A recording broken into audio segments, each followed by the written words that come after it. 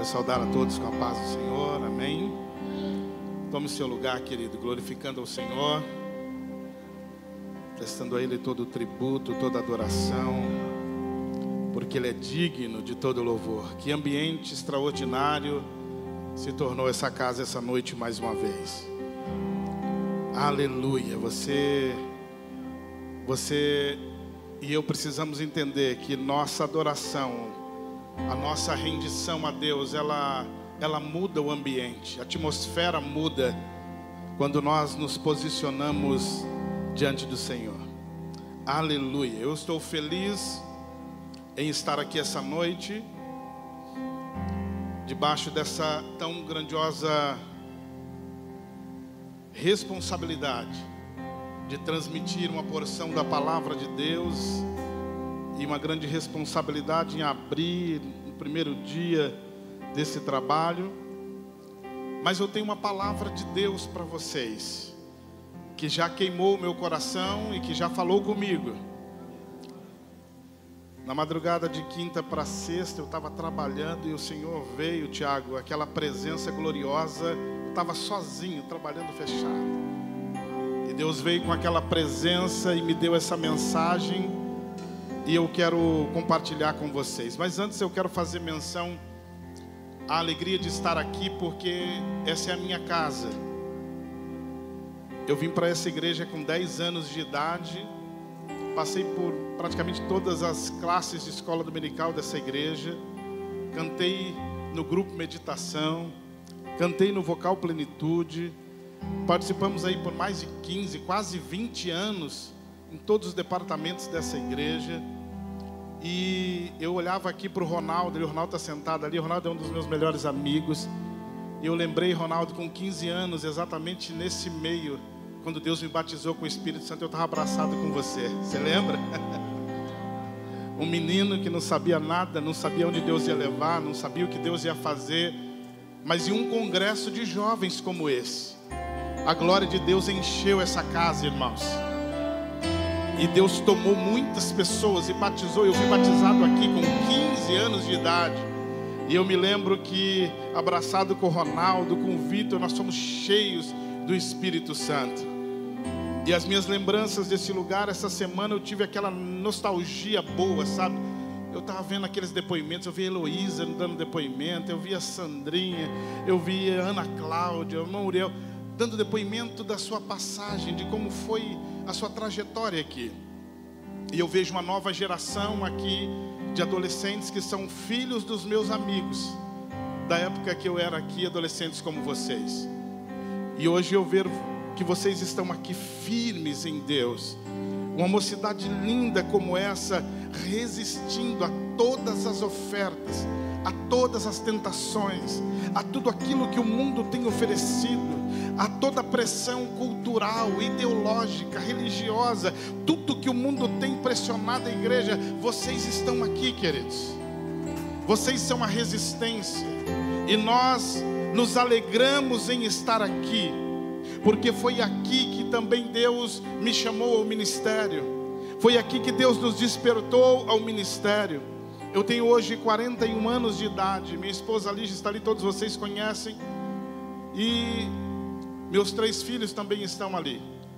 Um de 20 anos, o Nicolas, 18, o Eric, e o Enzo, de 13 anos. São uns meninos bonitos, viu, meninas? Aprecie com moderação. Mas eles estão solteiros, vou contar só para vocês. E Deus tem nos dado uma família abençoada. E toda vez que eu sei que eu vou voltar aqui, eu fico muito feliz. E essa semana, voltando ao assunto que eu falei, eu comecei a ver aqueles depoimentos. E eu, antes de entrar nesse texto, nessa mensagem que Deus me deu, eu quero gastar 5 minutos para explicar para quem ouviu esses depoimentos. Eu ouvi a Heloísa, eu ouvi a Sandra, eu ouvi a Ana Cláudia, eu ouvi pelo menos 3 pessoas citaram a mesma coisa, como uma coisa que marcou as suas vidas espiritualmente. Eu sei como foi esse dia, irmãos. Eu estava lá, né, irmã Tereza? A gente estava lá.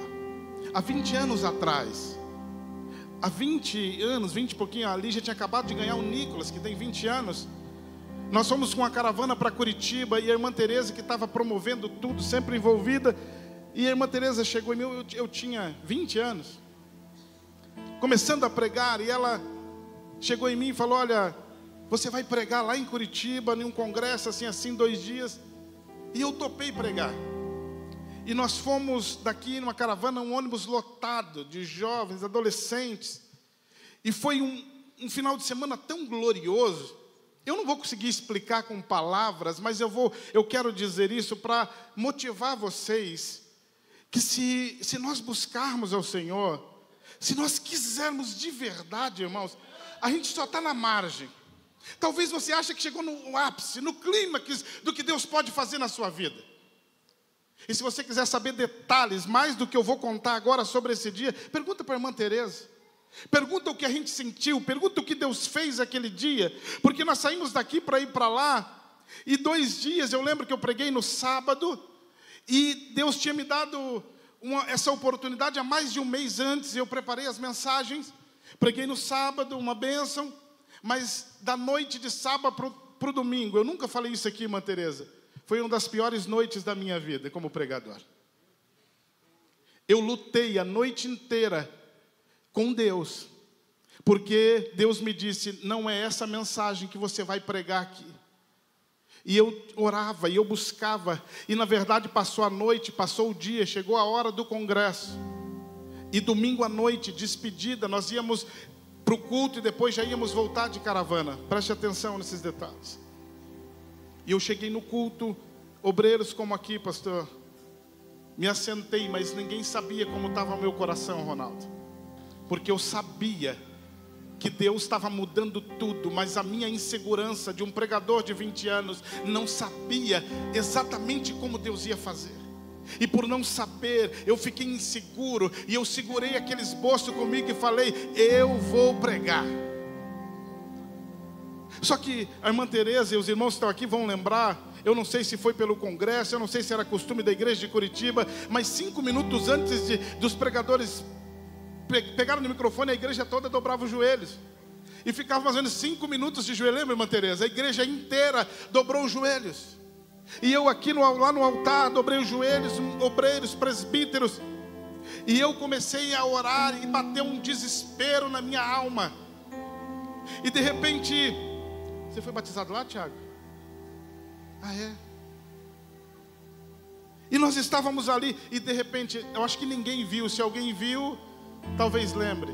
Mas saiu um presbítero, eu fiquei sabendo depois, eu não vi, que chegou onde eu estava, sendo ajoelhado. Colocou a mão sobre a minha cabeça, e eu me lembro que foi a primeira vez que o meu corpo físico não suportou a glória. E eu fui deitando, eu fui me curvando, e quando eu percebi, eu estava deitado de barriga para cima, sozinho, só eu e ele, ninguém estava vendo, Júlio. A igreja toda orando, e eu deitado no altar, e aquele homem que eu não vi o rosto dele, mas eu ouvi a sua voz. Ele começou a falar no meu ouvido coisas que 20 anos depois, no ano passado, se cumpriu na minha vida. Ele fez uma lista cronológica do que Deus ia fazer, e até a minha unção pastoral ele falou aquele dia 20 anos antes. Mas tirando isso, fora os detalhes pessoais que ele me falou, quando ele estava terminando a mensagem profética, ele disse assim: a mensagem que você vai pregar é esta. E ele ditou no meu ouvido o tema e o esboço e os pontos da mensagem que eu ia pregar. Que experiência maluca, irmãos.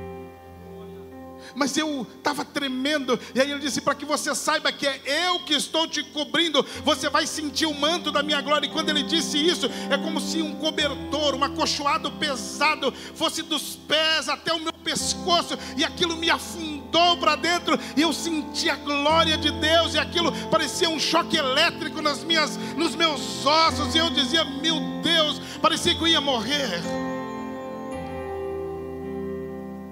Eu levantei, acabou a oração, ninguém sabia.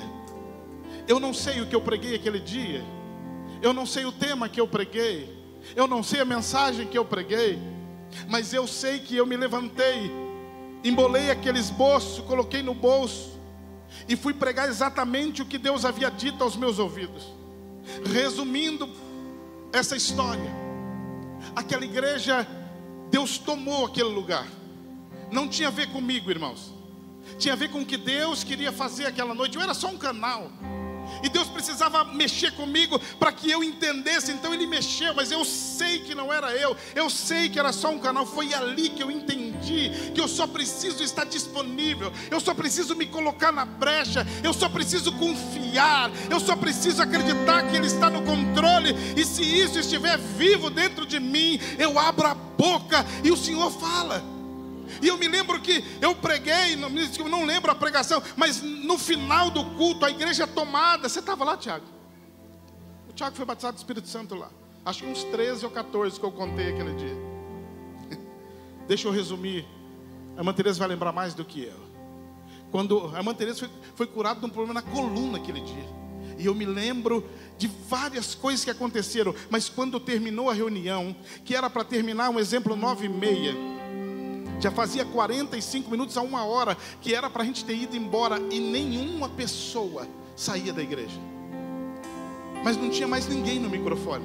Eu já tinha entregado o microfone, pastor, há uns 40 minutos atrás. Mas ninguém pegou, nem o pastor, nem o líder. Deus tomou aquele lugar e ninguém queria terminar. Então o culto continuou acontecendo e a glória foi descendo. E Deus começou a batizar com o Espírito Santo de 10, 20 pessoas. E o negócio pegou uma proporção tão gloriosa que para a gente sair daquele lugar e poder ir embora, a gente tinha que pegar os jovens e adolescentes pelos braços e pelas pernas e sair arrastando para o ônibus. Eu me lembro que eu ajudei a carregar uns 13 jovens desmaiados, embebecidos pela glória de Deus. Você tentava trazê-los de volta e eles não voltavam. Alguns passaram mais de 1 hora falando só uma palavra. Lembra, Tiago? Santo, Santo, Santo, Santo, Santo, Santo, Santo. Eu lembro, a voz acabou e ele foi ficando rouco. E nós estávamos dentro do ônibus e ele estava Santo, Santo. Parecia que ele estava diante de Deus, diante do altar, diante do trono. E ele só falava isso, línguas estranhas, um mover, uma glória. E eu me lembro que depois de quase 1 hora a gente conseguiu encher o ônibus. Mas no meio de tudo isso, o motorista do ônibus, que era desviado, lembra, irmã Teresa, se converteu carregando o jovem para os ônibus. Foi renovado no Espírito Santo e começou a falar em línguas enquanto a gente carregava o jovem. Aquele ônibus, nós colocamos os jovens, eles sentaram, mas ninguém, irmãos, escute uma coisa, ninguém, nenhuma pessoa conseguia parar de adorar, de glorificar. Era algo incrível, extraordinário, nada forçado, é só porque se entregaram. E eu me lembro que o ônibus deu partida. Tinha uma janta deliciosa preparada para nós. Os parentes da Teresa lá faziam frango assado, tinha tudo. Ninguém comeu. Ninguém lembrou de comida. Acabou o culto, ninguém lembrou de comida. O relógio desapareceu, a fome foi embora. Todos estavam cheios de uma glória tão completa, tão extraordinária. E aí o ônibus começou a andar. Só que a glória não saiu do ônibus. E aquilo que parecia que todo mundo ia dormir, descansar, Deus entrou no ônibus, Ele tomou aquela condução de novo. Irmãos, exatamente o que estava acontecendo dentro do culto começou a acontecer dentro do ônibus. Preste atenção. Já fazia mais ou menos 40 minutos, uns 100 quilômetros que o ônibus estava andando. E aquele mesmo jovem que falava santo não parava de falar santo. As pessoas estavam cheias, uma glória tomou aquele ônibus. Deixa eu dizer a minha sensação, Tiago, não lembro se era a sua, mas parecia que dava para pegar a presença, era essa a minha sensação. Parecia que se materializou aquilo que é imaterial, e parecia que dava para pegar, dava para experimentar palpavelmente a glória, e Deus estava ali, irmãos. Eu me lembro que depois de 1 hora, a irmã Teresa, que era mais experiente do que todos nós, entendeu que a gente ia morrer, Tiago, você lembra disso? A Teresa entendeu uma coisa que nós não tínhamos entendido. Alguns jovens e adolescentes começaram a perder o fôlego, porque a boca não conseguia parar de adorar. Eles não conseguiam parar de falar as palavras de adoração. E eles estavam deitados, desmaiados, mas eles não conseguiam, não dava tempo de respirar. O santo, o aleluia vinha tão rápido. Era uma frequência tão extraordinária que o oxigênio começou a faltar. E eu lembro que a Tereza pediu para o motorista parar o ônibus no meio da estrada. O motorista parou. E a irmã Tereza fez uma oração. Eu vou confessar, irmã Tereza, eu anseio por fazer essa oração mais uma vez. Já faz 20 anos que eu queria fazer essa oração de novo. Porque a oração da Tereza foi assim: Deus, o Senhor mandou a sua glória e a sua presença. Só que ela veio demais e a gente não está aguentando. Nós vamos morrer aqui, Senhor. E nós ia morrer mesmo, irmão. E eu não ia, Tiago. A gente ia morrer dentro daquele ônibus. E eu lembro que a irmã Tereza lá disse: Deus, tira um pouco, por favor. Ah, irmão, eu quero fazer essa oração de novo. Que saudade de ter que orar para Deus tirar um pouco da sua glória. Porque a gente não está aguentando, porque o corpo estava desfalecendo.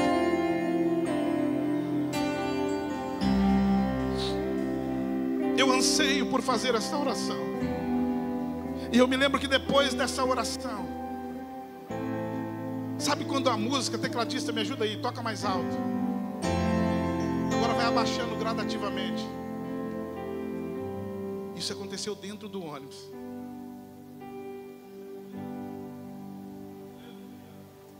Nós dormimos no colo do papai. Sabe qual a hora que a gente acordou?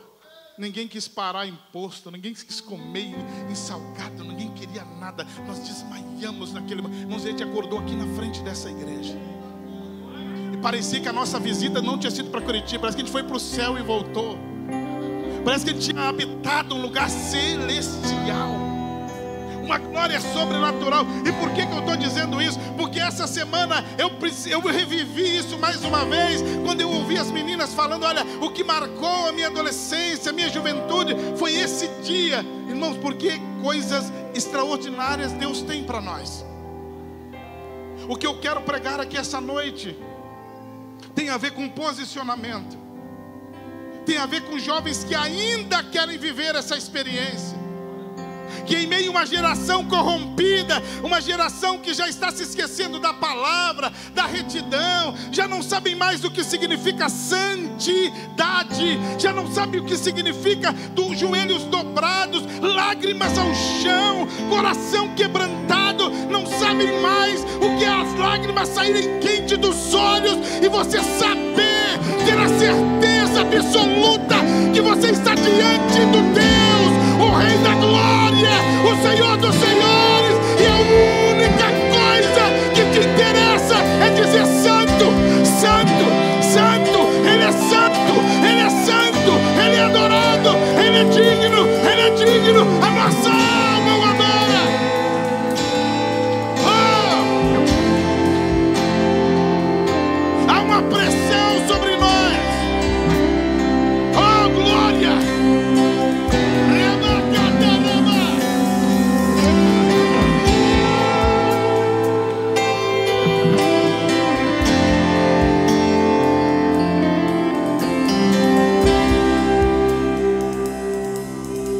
Aleluia!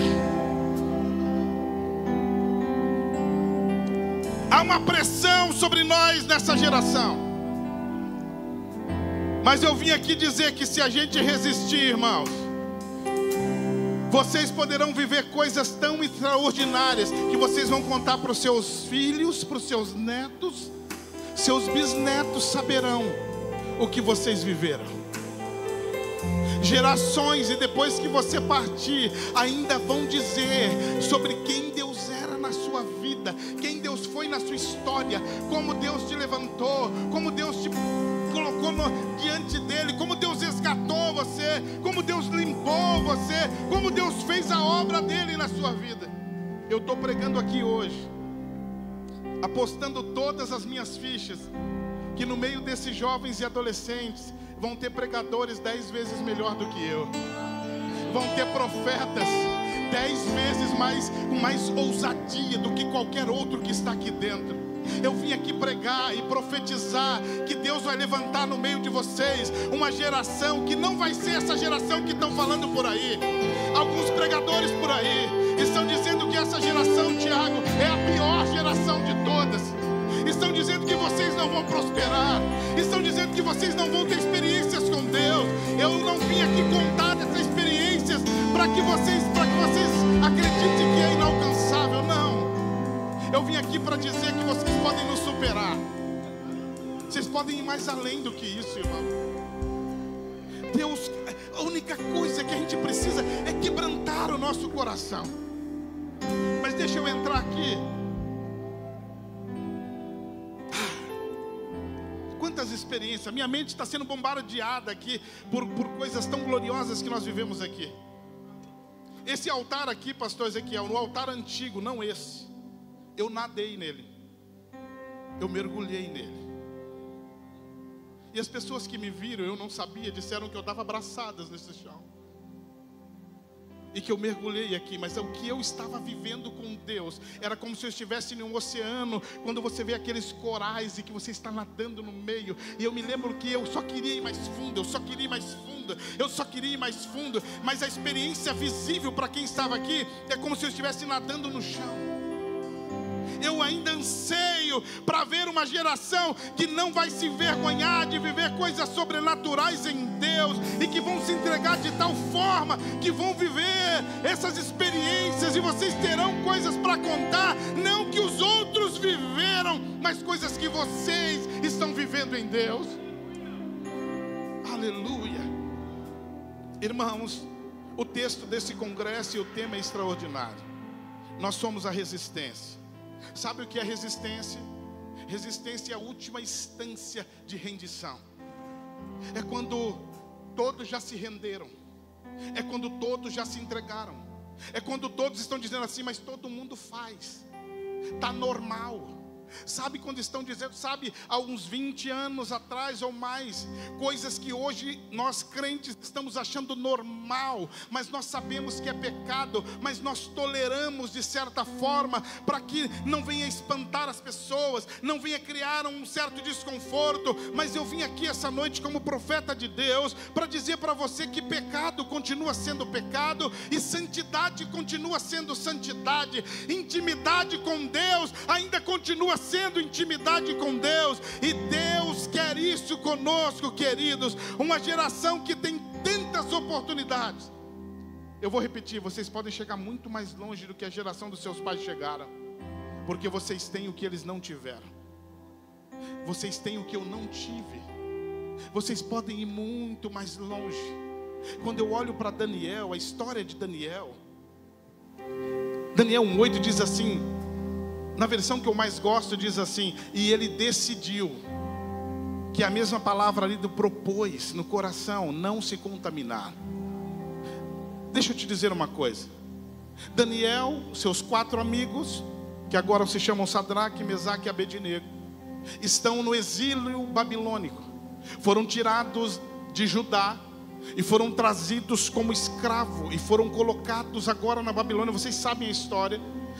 Para serem criados no palácio, serem ensinados, para terem uma nova cultura, uma nova linguagem, uma nova identidade, um novo nome, e tudo agora ser trocado, e eles perderem tudo aquilo que eles já tinham, toda a experiência que eles já tinham com Deus, todo o ensinamento dos seus pais, tudo aquilo, e agora eles estão diante de algo que eles precisam decidir. E preste atenção, Daniel decidiu.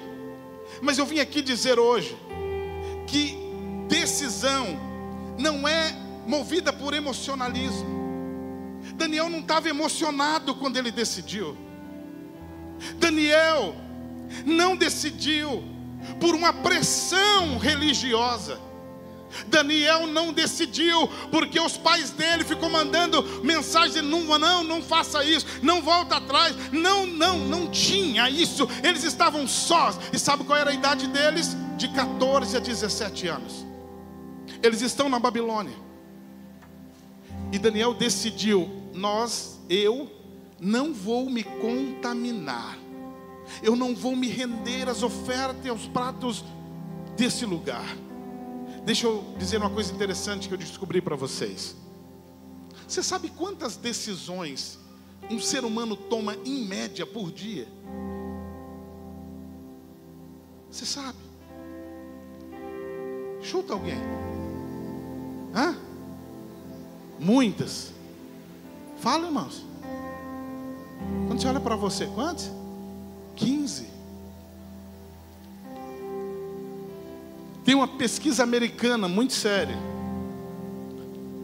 que ela declara que a média de decisões que um ser humano toma todos os dias são 32 mil decisões por dia. Hoje você já deve ter passado de 20 mil decisões a respeito da sua vida. Algumas delas são quase que irrelevantes, outras são passivas, mas algumas delas são tão poderosas que elas podem mudar o seu destino. Algumas são hábitos que você já sabe. Se você não decidir escovar o dente, você não escova. Se você não decidir levantar, se você não decidir abrir o olho, se você não decidir fazer qualquer coisa, você precisa decidir. E é por isso que chega a esse número astronômico de 32 mil, porque tem um monte de pequenas decisões que você vai tomando e fazendo, e você nem percebe. Só que no meio dessas 32 mil decisões, pelo menos uma ou algumas delas por dia, você é testado na sua fé. Você é testado na sua rendição a Deus, na sua intimidade com Deus. No meio dessas 32 mil decisões, algumas delas você está no trânsito e a vontade que você tem é de reagir e mandar um xingamento e falar um palavrão. Em outras circunstâncias você queria fazer outro, mas você toma decisões. E eu vim aqui dizer que dessas 32 mil decisões, talvez em algumas delas, as mais importantes delas, nós não estamos tomando da forma correta. E é por isso que quando eu olho para Daniel e diz assim, olha, eu decidi. Sabe o que significa decisão no original? É a mesma coisa de que cortar fora ou arrancar todas as outras possibilidades e deixar só uma opção. Eu vim aqui dizer essa noite que Deus nunca foi o plano B e nem C da sua vida. Ou Ele é o A ou Ele não é nada. Ou Ele está no topo, ou Ele não está em lugar algum. Ou Ele é a fonte, ou Ele não é nada. Ou Ele reage à tua vida, ou você está na mão do inimigo. Não tem outra escolha. O muro não pertence a Deus, o muro pertence ao inimigo. É por isso que para servir a Deus precisa decidir. Mas para servir a Satanás basta você não decidir. E quando você não decide, você já decidiu.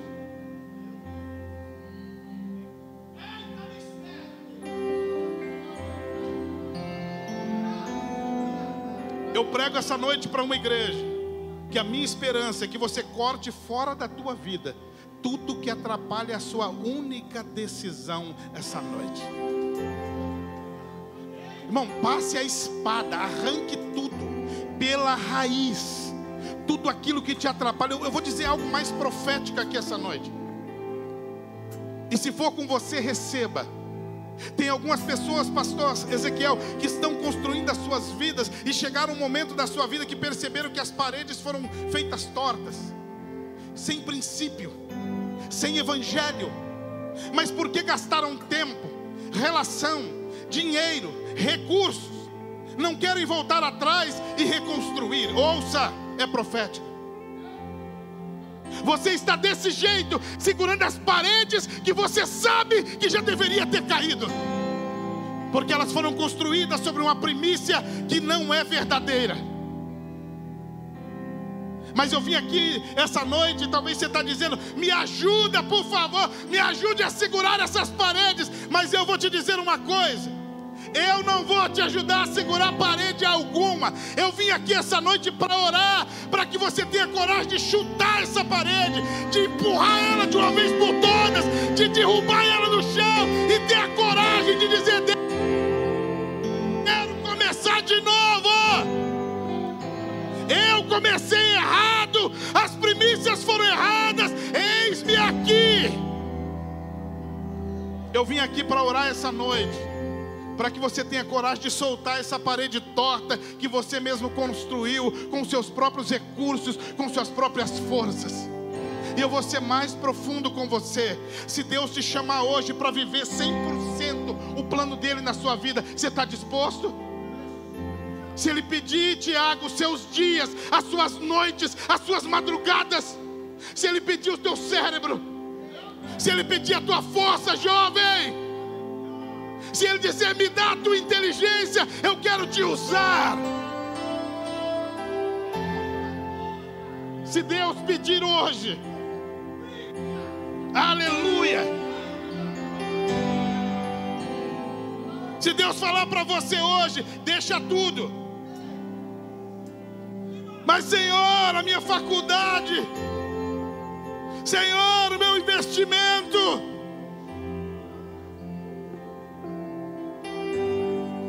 eu vou repetir, só tem uma opção. Você perdeu o seu livre-arbítrio quando você se rendeu a Deus. Esquece esse negócio de livre-arbítrio, irmãos. Isso aí é para não crente, que decide ou não seguir ao Senhor. Você já decidiu, você entregou a sua vida a Deus. E como diz em Lucas 9:23, diz assim, olha, quem quer vir após mim, precisa fazer uma coisa, precisa negar quem você é, precisa nascer de novo, precisa deixar eu escrever uma nova história, precisa deixar eu derrubar essas paredes tortas, mal acabadas da sua vida. Você precisa deixar eu fazer em você. Mas diz o Senhor essa noite, eu não farei se você não decidir. Eu vou te dizer uma coisa, Deus está prontinho para construir algo novo na tua vida. Mas enquanto esse entulho bagaçado que você está segurando com todas as suas forças não sair da sua mente, do seu coração, das suas decisões, dos seus negócios, da sua vida, se você não deixar Deus passar uma patrola, uma máquina e aplanar os caminhos, Ele não vai construir algo novo.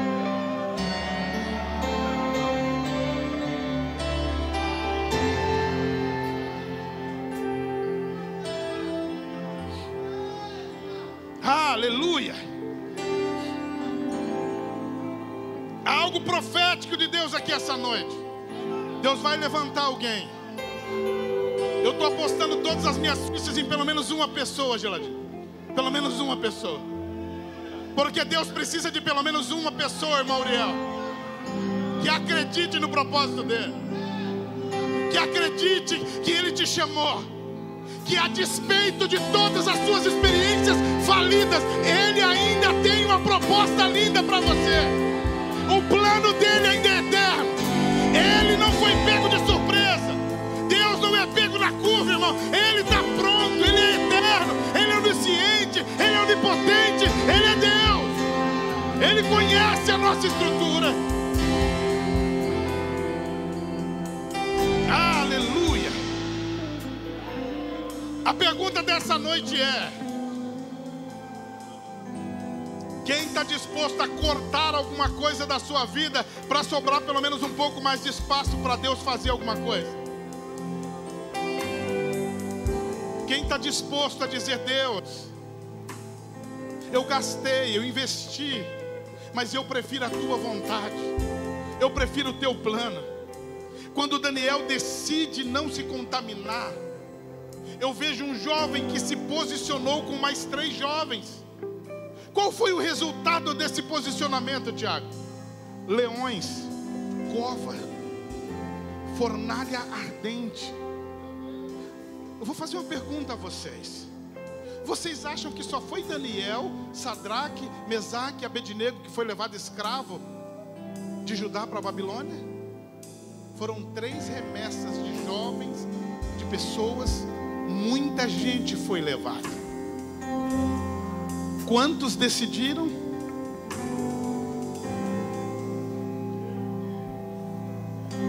Mas todo mundo está fazendo.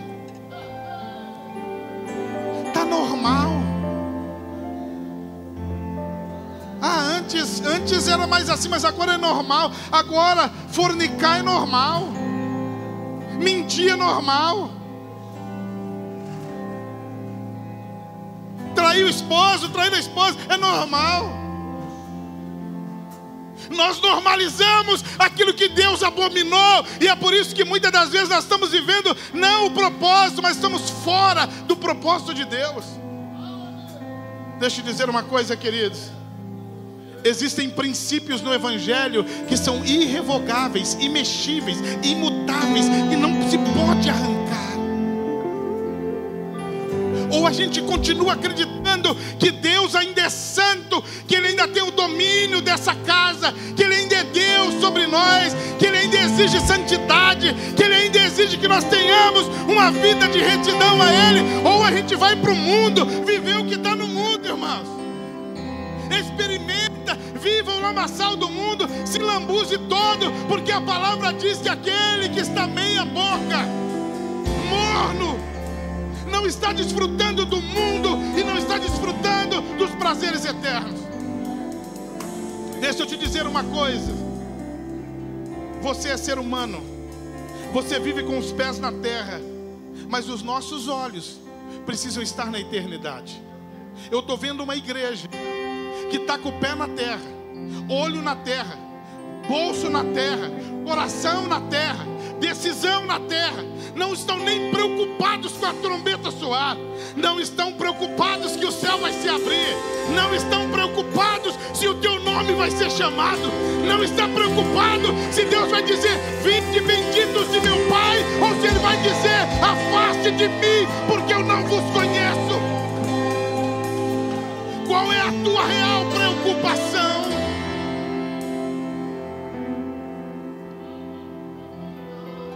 Aleluia. Aí você está vivendo hoje, jovem, irmãos que estão aqui, e está dizendo: eu estou sendo muito pressionado, eu não estou aguentando, eu estou quase a ponto de desistir. Deixa eu dizer uma coisa para você. Há milhares de anos atrás, com a cabeça a prêmio, com leões famintos esperando eles, com fornalha aquecida 7 vezes mais, jovens como vocês, como eu, como essa igreja, decidiram. E quando o rei achou que ele estava louco e fez uma pressão, disse assim: vocês não vão fazer isso, o Deus de vocês não vai socorrer vocês. Aí eles falam assim: rei, Ele vai, mas faz o seguinte: se Ele resolver não socorrer, ainda assim nós o adoraremos.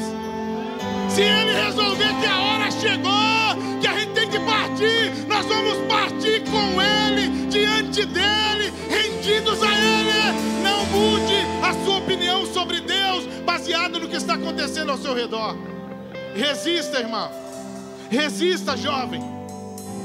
Resista. Se ao teu redor está acontecendo coisas e a pressão está muito grande, resista. Esses homens sofreram pressões. Mas deixa eu partir do meio para o final dessa mensagem explicando para você como chegou essa situação.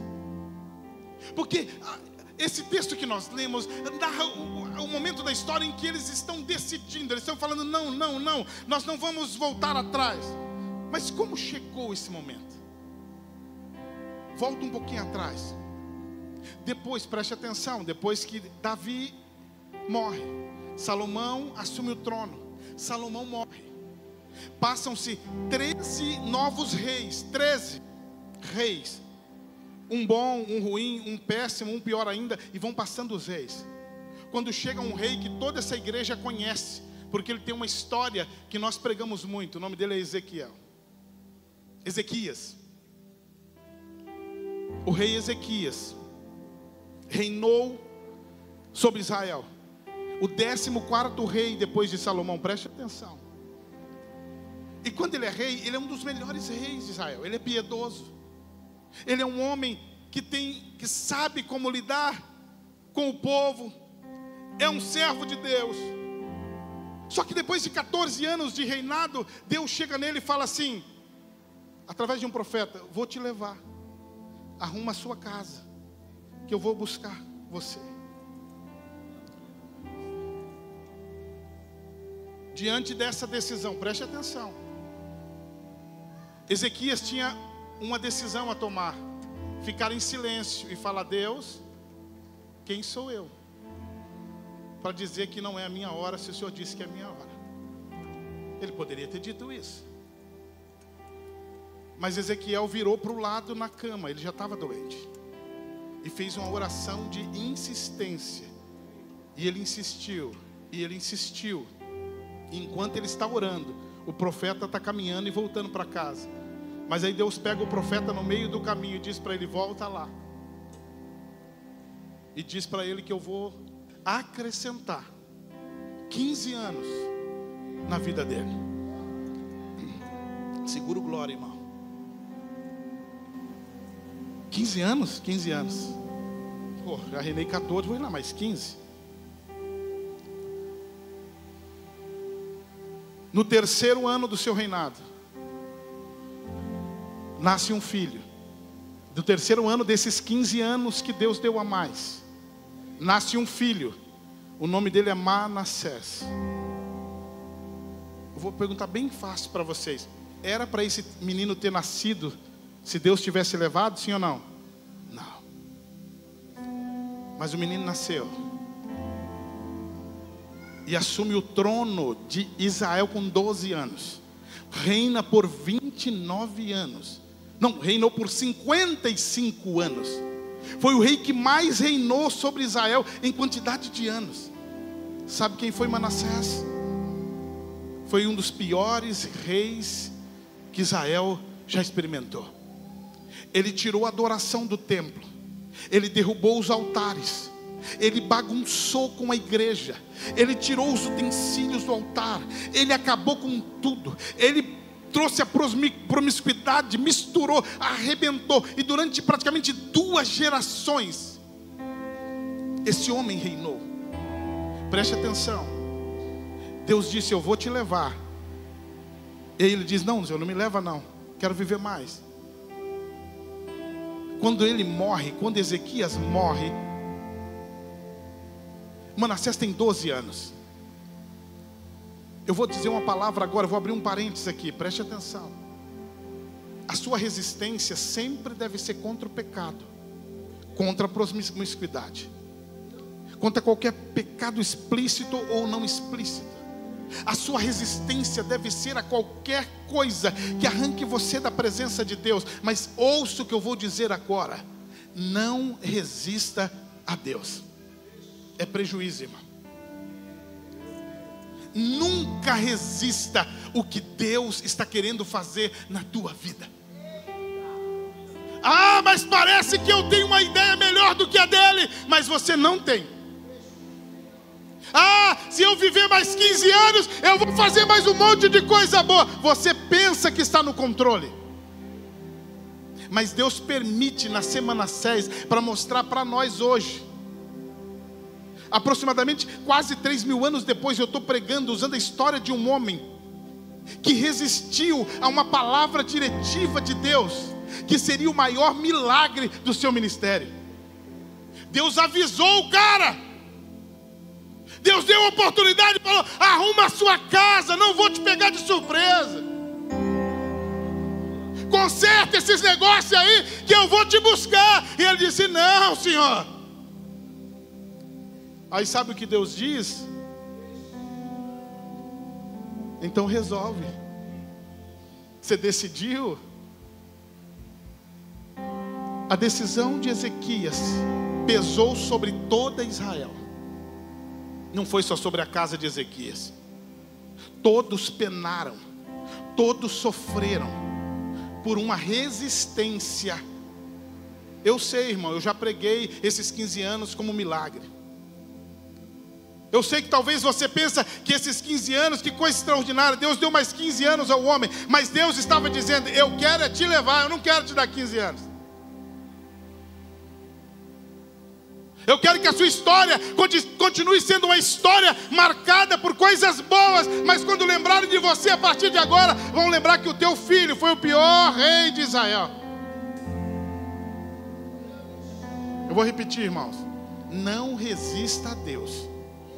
Bobagem. Bobagem.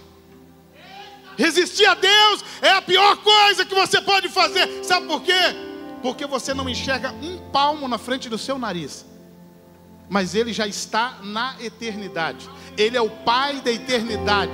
Ele sabe todas as coisas. Ele está na eternidade. Todos os tempos, passado, presente, futuro, tudo está nas mãos dele. E quando Ele te diz alguma coisa, vou fazer em você, Moisés, através de você, só aceita, irmão. Só ouve e diz, beleza, Senhor, porque eu sei que o Senhor está no controle da história. O Senhor não saiu do trono. Ele ainda é o Rei da Glória. Ele ainda sabe como fazer as coisas. Aleluia. Aleluia. Depois de reinar por 55 anos, Manassés morre. Quem assume o trono é um filho chamado Amon. Amon reinou 2 anos. Era tão ruim quanto o pai. Foram um dos 2 piores anos de Israel. Igualzinho o pai. Só que quando Amon tem um filho, quem assume o trono é um rapaz que é uma criança ainda. O nome dele é Josias. Josias tem 8 anos de idade. Ele assumiu o trono. Oh, irmãos, eu louvo a Deus porque Deus não está preocupado com idade. Deus não está preocupado com cor de cabelo, com se você está... Deus não está preocupado com isso.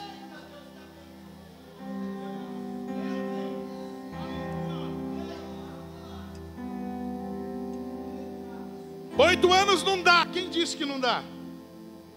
Ele assume o trono. Resumindo, ele foi um dos melhores reis de Israel. A história de Josias é marcada pelo homem que restaurou a adoração a Deus em toda Israel. Sabe aqueles altares que o avô dele meteu o pé e chutou? Ele pegou um por um, levantou de novo e instituiu só ao Senhor a adoração. Só Ele é digno. Sabe, o templo que foi profanado pelo seu avô Manassés, ele chegou e chamou um cara chamado Ilquias, que era o sumo sacerdote da época, e disse assim: Ilquias, vem cá, entra no templo, porque você é sacerdote. Irmãos, um rei que sabe qual é o seu lugar, um rei que se posicionou sabendo qual é o seu lugar. Então Ilquias entra no templo, preste atenção nisso. E quando Ilquias entra no templo, ele vai fazer um inventário, um documento, para levantar tudo o que precisa para restaurar o templo, porque tudo tinha virado entulho. Sabe quantos anos Josias tinha? 26 anos. Com 26 anos, acendeu dentro dele um temor e um tremor, e ele disse o seguinte: nós vamos restaurar tudo o que é para Deus. E quando Ilquias está lá, Tiago, fuçando nas coisas, ele entra em uma das salas do templo, e ele encontra empoeirado em meio à bagunça que estava ali. Ele encontra um livro. Eles encontram o Pentateuco. Ilquias olhou, tirou o pó e começou a ler. O avô de Josias, Manassés, mandou esconder a Bíblia. Na verdade mandou destruir, mas alguém a escondeu, e Ilquias achou. Ilquias, em uma pegada só, leu o Pentateuco inteiro e ficou inflamado, e correu até o rei e disse: rei, eu achei o livro da lei.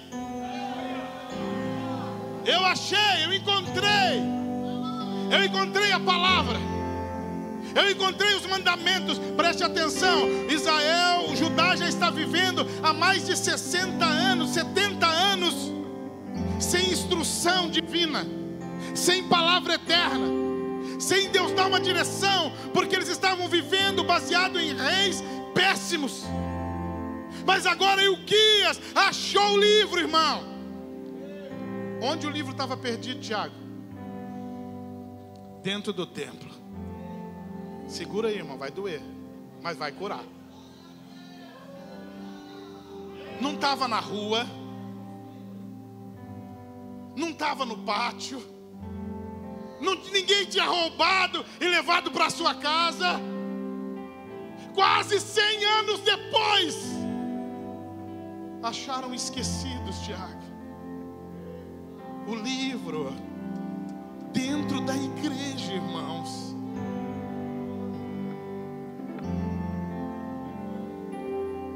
Aí a pergunta que surge agora é: como que a gente perde o livro da lei dentro da igreja? Como que a gente perde a Bíblia? Para não, irmão. Pode continuar. Dentro da igreja. Eu estou indo para o final, irmãos. Segura comigo.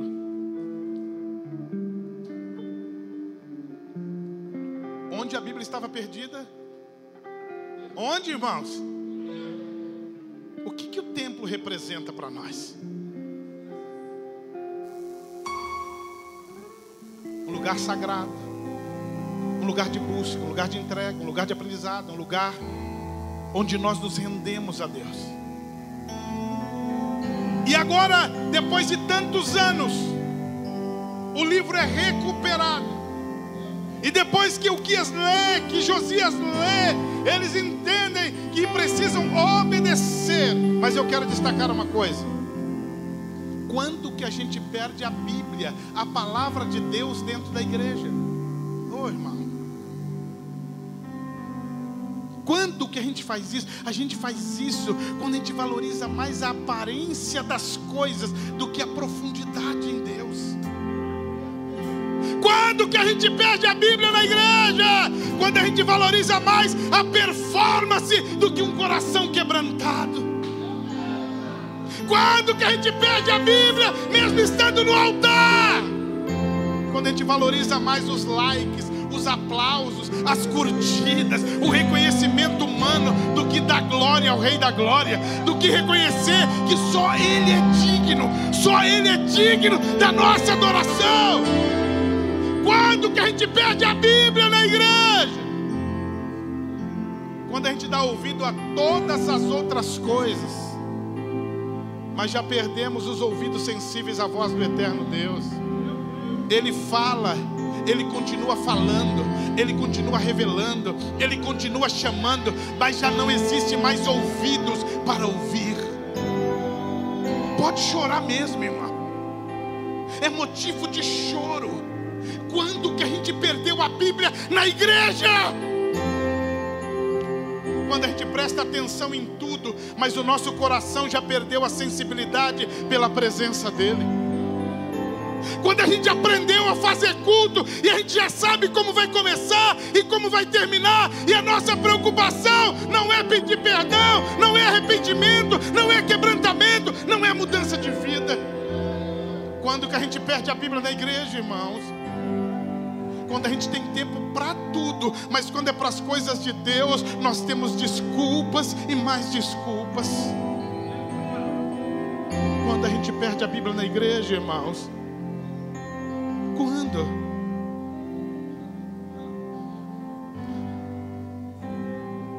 Eu vim pregar aqui hoje para dizer que hoje você pode resgatar o teu amor à palavra de Deus, a vontade eterna de Deus.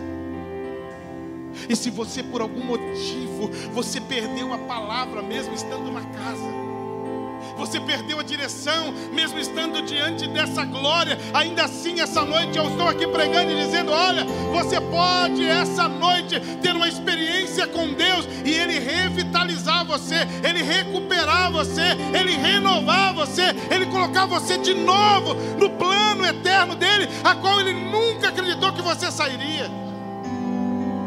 Onde você está, meu irmão? Onde você está, minha irmã? Deixa eu terminar. Como que a gente encontra a Bíblia na igreja? Quando a gente não gasta todo o nosso tempo com coisas banais, mas a gente aceita um convite do nosso líder dizendo: vamos orar essa semana? Vamos tirar um tempo de jejum? Quando a gente consegue deixar o PlayStation, quando a gente consegue deixar os nossos joguinhos, os nossos hobbies, quando a gente consegue deixar de fazer uma viagem, Quando a gente consegue deixar de curtir alguma coisa para dizer: Deus, eu estou aqui, eu quero ser totalmente seu, me usa, me levanta, faz comigo. Isso é posicionamento. Irmãos, como que a gente recupera a Bíblia dentro da igreja? Quando a gente continua vindo para a escola dominical, quando a gente valoriza o trabalho de ensino da igreja, quando tem formação na sua igreja, valorize isso, recupere os princípios. Eu estou olhando aqui, vendo o irmão Uriel, que foi meu professor da escola dominical por muitos anos, um mestre na palavra. Irmãos, valorize esse tipo de pessoa. Eu prego hoje usando palavras que o irmão Uriel ensinou na escola bíblica dominical. Eu uso a minha linguagem, mas eu aprendi lá na sala de aula. Eu aprendi com um homem simples, amável, que amava a palavra de tal forma que me deu a porção que ele podia me dar.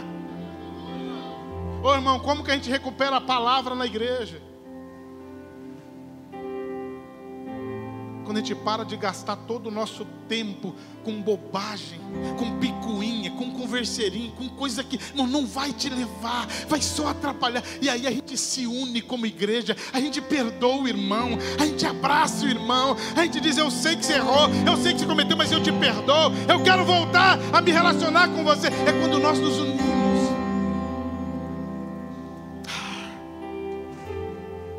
Eu vou orar com vocês, e antes de orar, eu só quero dizer mais uma última coisa.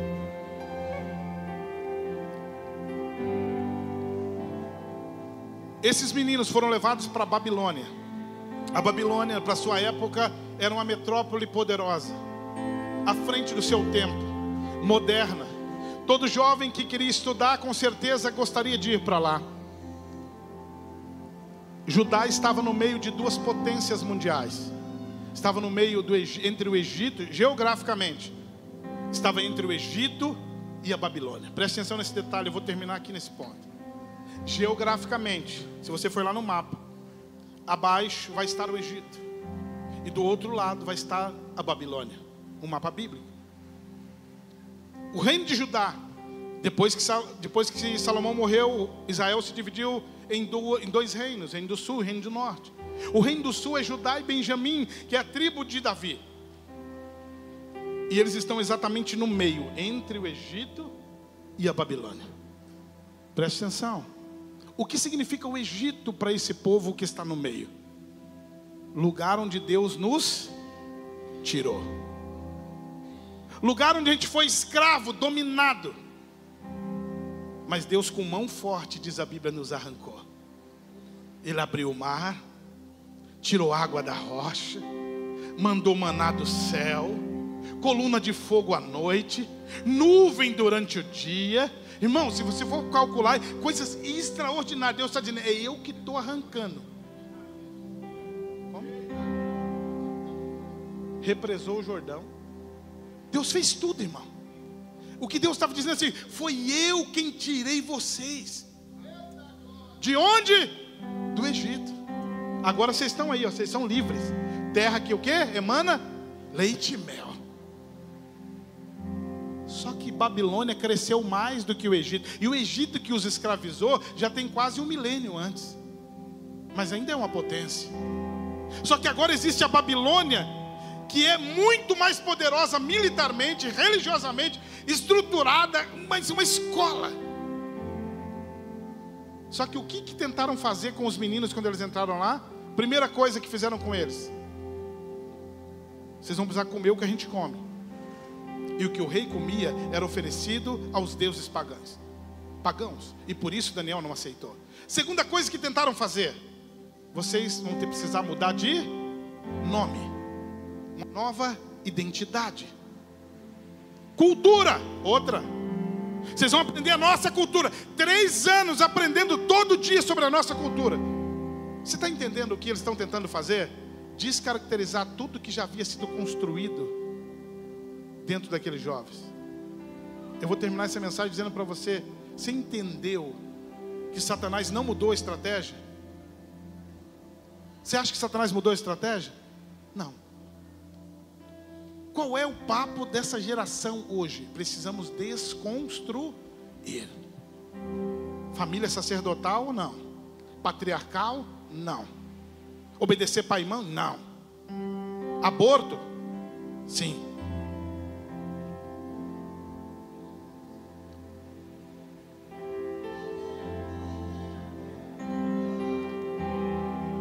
Satanás não mudou a estratégia, ele continua querendo fazer a mesma coisa, descaracterizar você.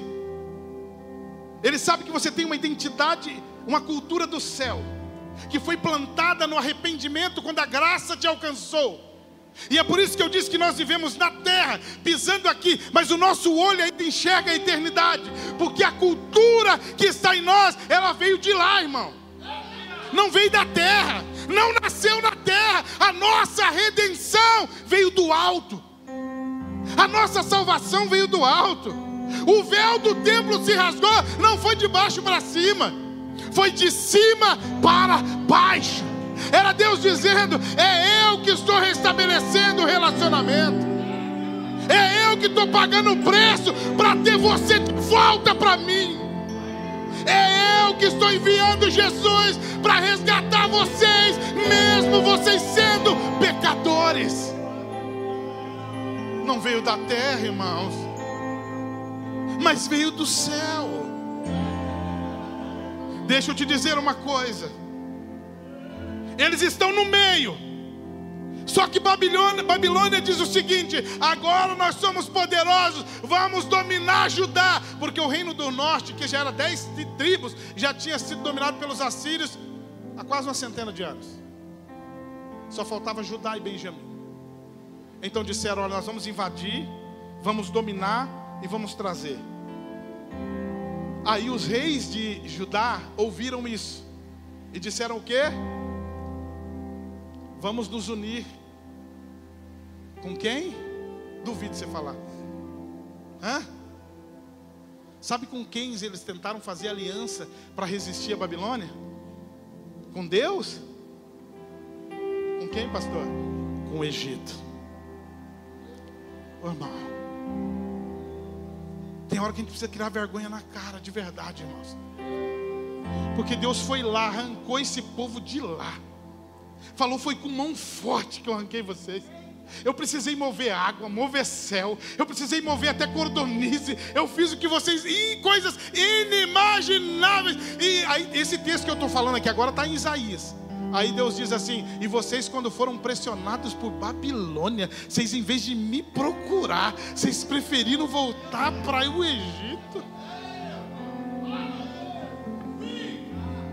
Fica de pé, irmão, por favor.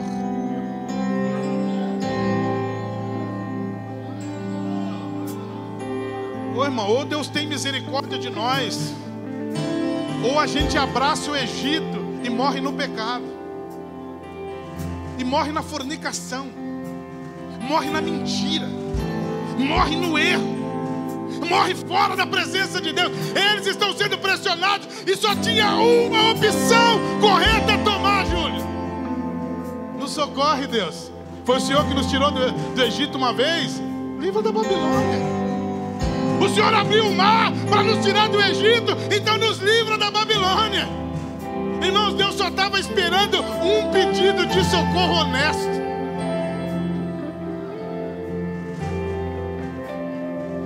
Mas eles falaram: é melhor voltar atrás. Sabe o que significa Egito, irmão? É quando você já avançou, porque Deus te arrancou, Deus te libertou, Deus mudou a sua história. Olha de onde Deus te tirou, preste atenção. Olha o que Deus fez na sua família. Olha quem você era. Irmão, se fosse olhar para teu histórico, talvez dos seus pais, dos seus avós, bebedeira, prostituição, mas Deus salvou você, Deus resgatou você, Deus perdoou você. Você está aqui, olha que coisa gloriosa. Mas aí a Babilônia vem, e a Babilônia da nossa geração representa a mesma coisa: modernidade, aparência, performance, tudo que dá para vender, negociar, atrair os olhos, atrair o coração, tudo isso.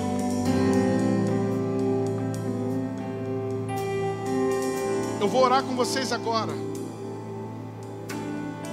mas eu quero declarar sobre a tua vida.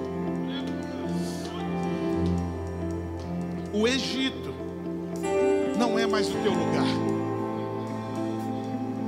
Para de olhar para trás, miserável.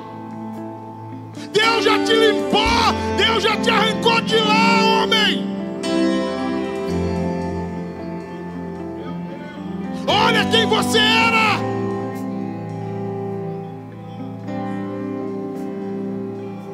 Quando eu olho para Paulo dizendo: olha, eis que eu estou crucificado com Cristo. Já não vivo eu, porque as coisas velhas, obsoletas, que não cabem mais no propósito daqui para frente, ficaram velhas. Mas eis que tudo se fez novo. Deixa eu te dizer uma coisa.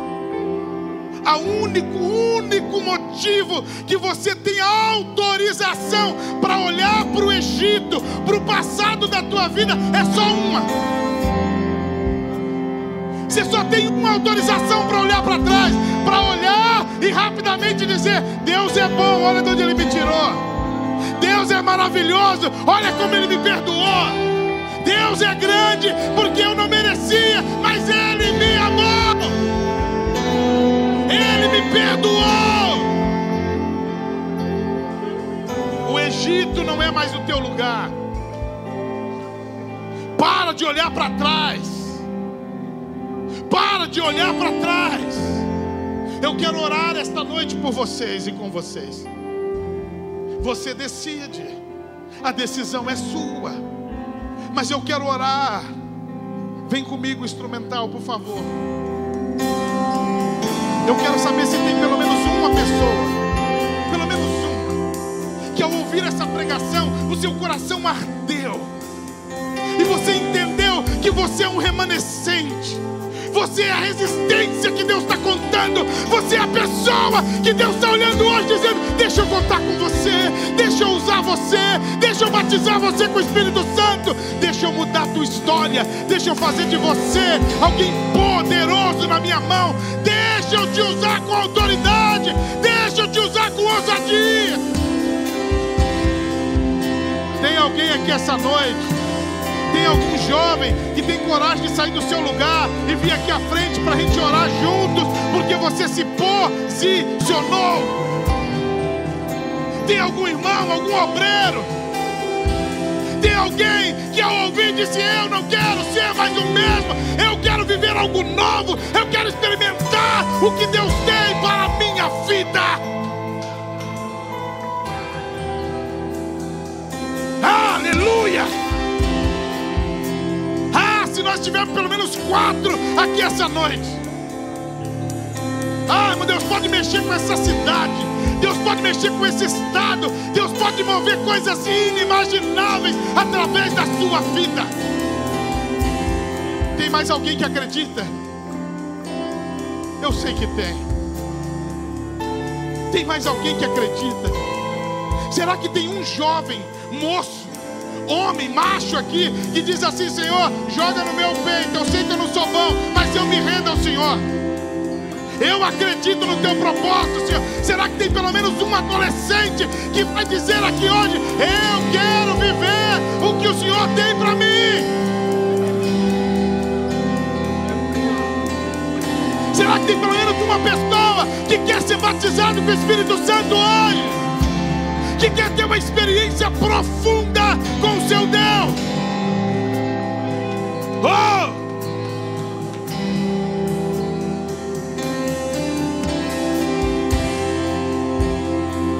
Eu vou repetir o que eu disse no meio da mensagem. Não resista à voz de Deus dentro de você. A única coisa que você não pode resistir jamais é quando Deus diz para você: vem, e você trava os 2 joelhos e diz: eu não vou. E você decide dizer: eu não quero. Mas se você decidir hoje,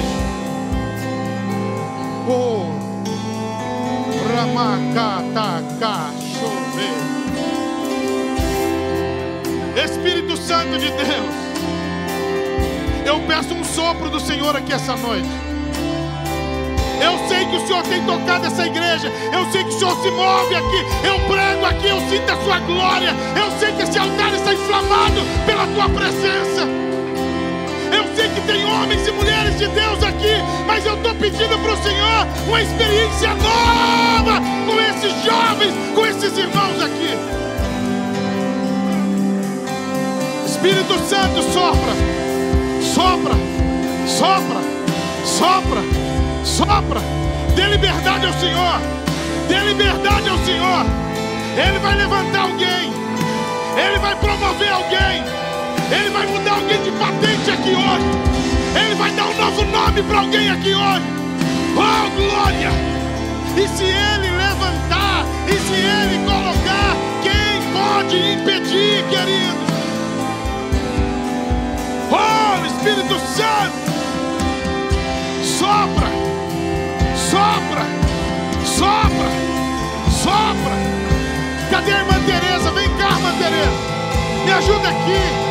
Ainda tem unção nas suas mãos. Vem cá, pastora Lígia, vem cá. Aí estenda as mãos sobre esses jovens, toque neles, ministra batismo com o Espírito Santo, mas ministra dons espirituais, ministra uma experiência nova, descendo agora, agora, agora, agora, em nome de Jesus, agora, agora, seja cheio agora, seja batizado agora, seja renovado agora, aleluia. Ó, igreja do Senhor, estenda as mãos para cá, oh, estenda as mãos para cá, queridos. Aleluia!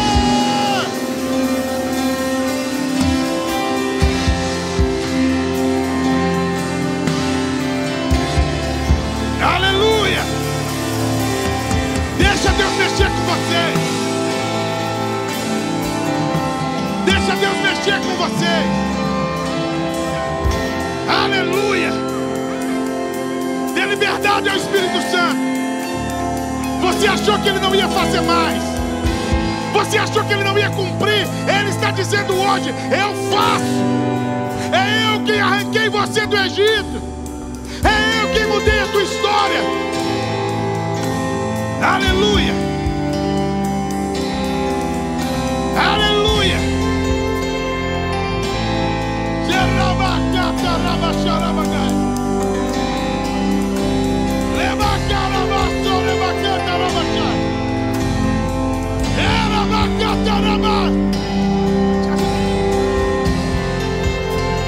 Aleluia. Há uma unção descendo aqui. Há uma glória nesse altar, uma glória. Oh!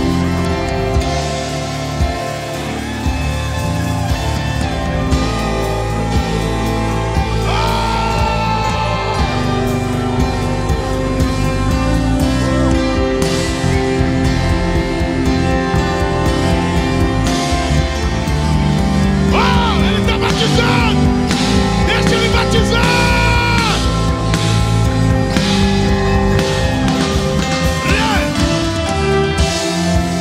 Aleluia. Rebacata carabasa. Rebacata rababasa, rababasa.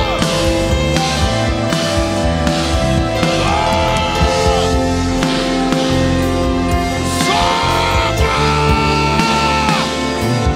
Espírito Santo, ah, Espírito Santo, Espírito Santo, Espírito Santo, Espírito Santo, desce, desce, desce, desce, vem, vem, vem, vem, vem, sopra, sopra sobre eles.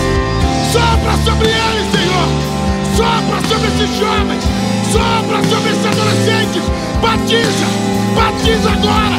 Batiza com o Espírito Santo e com fogo. Oh!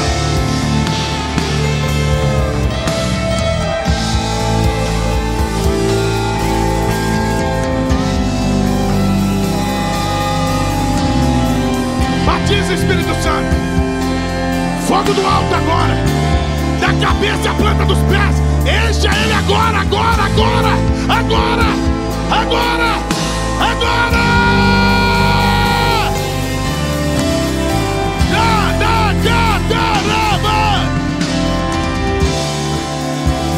Agora, agora, agora.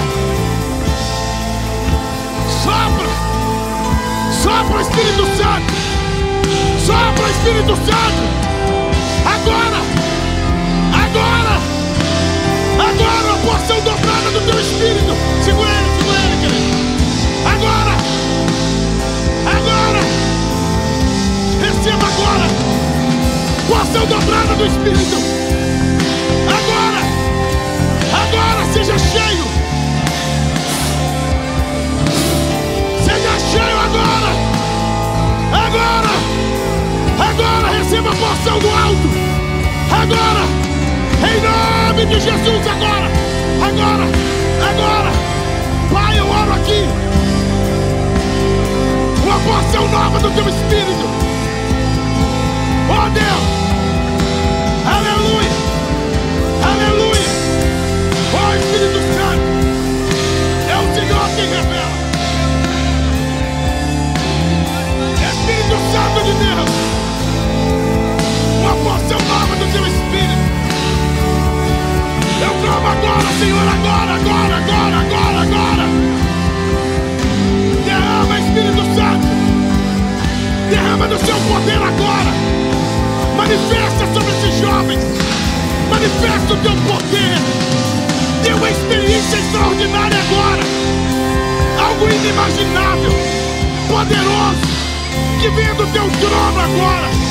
Enche, enche, enche, enche, Espírito Santo. Enche agora. Batiza com o Espírito Santo. Batiza com fogo.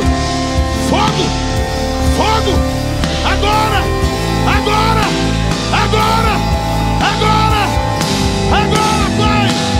Eu ministro sobre ele a tua glória, a tua unção, o teu poder, a tua autoridade. Dê uma experiência nova. Abra a boca. Seja batizado agora. Seja batizado agora. Seja cheio agora. Seja cheio agora. Oh, Espírito Santo. Ah, Jesus. Enche, enche, enche. Derrama fogo. Derrama unção. Oh, Espírito Santo. Derrama da tua brasa, do teu fogo, do teu Espírito, do teu mover, da tua glória. Batiza, batiza, batiza com o Espírito Santo. Agora, agora, agora em nome de Jesus. Receba poder, receba poder, receba poder. Seja cheio, seja cheio. Agora, em nome de Jesus, agora. Em nome de Jesus. Em nome de Jesus. Agora. Agora. Encha. Enche. Enche. Enche. Enche. Enche, Espírito Santo. Oh, que coisa linda, Jesus.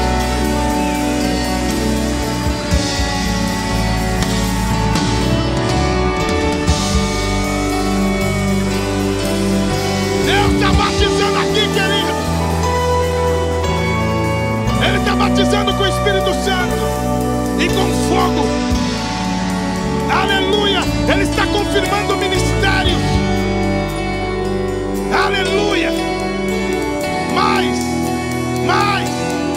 Oh, Espírito Santo, manda mais. Mais da tua glória, mais da tua presença, mais da tua unção, mais da tua graça. Enche, enche, enche, enche esse jovem agora. Eu ministro sobre ele a autoridade do teu Espírito. Confirma o ministério dele, Senhor. Confirma o ministério dele agora. Em nome de Jesus. Aleluia.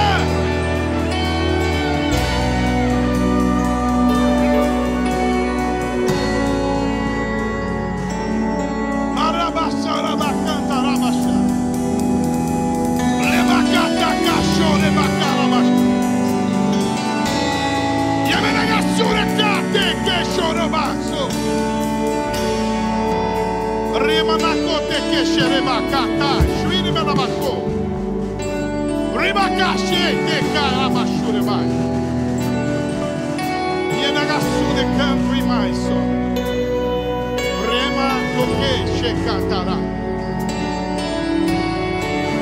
Está chegando o tempo, diz o Senhor, para você, filho. Cumprirei os anseios do seu coração. Reconheça a tua sinceridade, diz o Senhor. Tenho visto a tua honestidade com pequenas coisas, diz o Senhor. Eu vi, eu anotei, eu sei, diz o Senhor. Eu levantarei, eu soprarei o seu nome. Eu revisto você de glória mais uma vez. Eu renovo a minha aliança contigo. Tu sabes que foi eu que te chamei, mas para que tu saibas que eu renovo contigo, que já te disse outras vezes, eu derramo a unção sobre você, uma glória sobre a tua vida. Derramo sobre você o dom de cura. Coloco cura nas suas mãos. Coloco unção nas suas mãos. Usarei as suas mãos, diz o Senhor. Usarei o teu abraço, diz o Senhor. Eu te encho. Eu sopro sobre você. Eu encho a tua vida.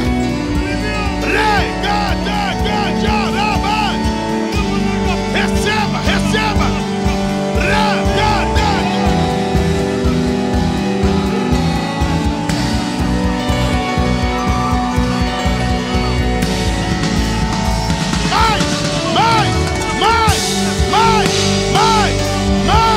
Mais do teu Espírito. Seja cheio, seja cheio. Seja cheio, seja cheio.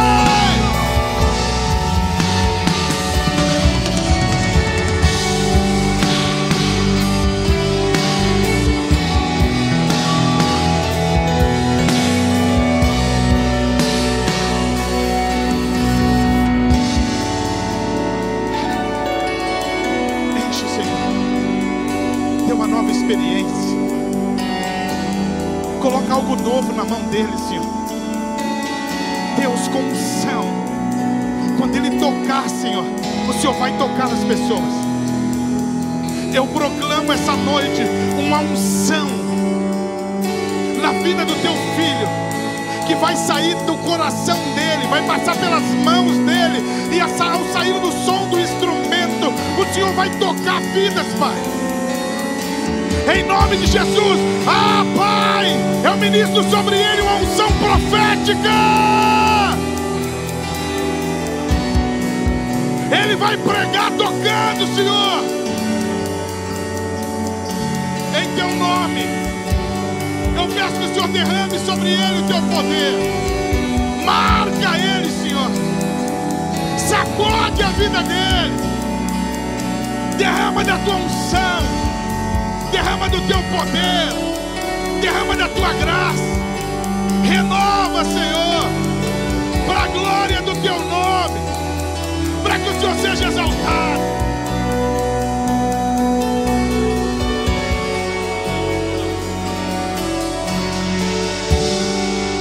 Aleluia, glória a Deus, aleluia. Não dá vontade de parar, né, irmãos? Já virou vigília, já. Se deixar, a gente vai atravessar a noite aqui, porque a glória de Deus é real. O Espírito Santo do Senhor está batizando aqui, está curando. Está curando não só o corpo físico, mas está curando a alma. Ah, meu Deus. O inimigo lutou tanto para nós estar aqui, irmão, para nós não estarmos aqui. Mas ele perdeu mais uma vez. E o Senhor preparou essa festa maravilhosa para nós. Só temos que agradecer a Deus. Nossa palavra nessa noite é gratidão ao Senhor por tudo quanto Ele já fez, está fazendo e continuará fazendo. Se o Senhor não voltar, amanhã nós estaremos aqui novamente às 19 horas. E eu creio que vai ser tremendo, irmãos. Vai ser maravilhoso novamente. porque a palavra do Senhor ela se renova todos os dias. Quantos querem agradecer o pastor Edson pela palavra ministradas? Amém? Pastor Edson, você é uma bênção, que Deus continue abençoando seu ministério, dando graça, poder, você e sua família. Amém? Passar para o nosso pastor Ezequiel para estar encerrando esse maravilhoso, abençoado trabalho. Sou grato a Deus pela vida de cada um das congregações, a liderança aqui no nosso retaguarda, tá? Vocês aí visitantes, se o Senhor não voltar, nós estaremos novamente. Se você sentir no coração de estar conosco amanhã novamente, será bem-vindo. Nosso coração se alegra de cultuar com vocês, dar glória, e é assim mesmo, irmão, às vezes passa um pouquinho do horário, mas é tudo para a honra e glória do Senhor Jesus, amém?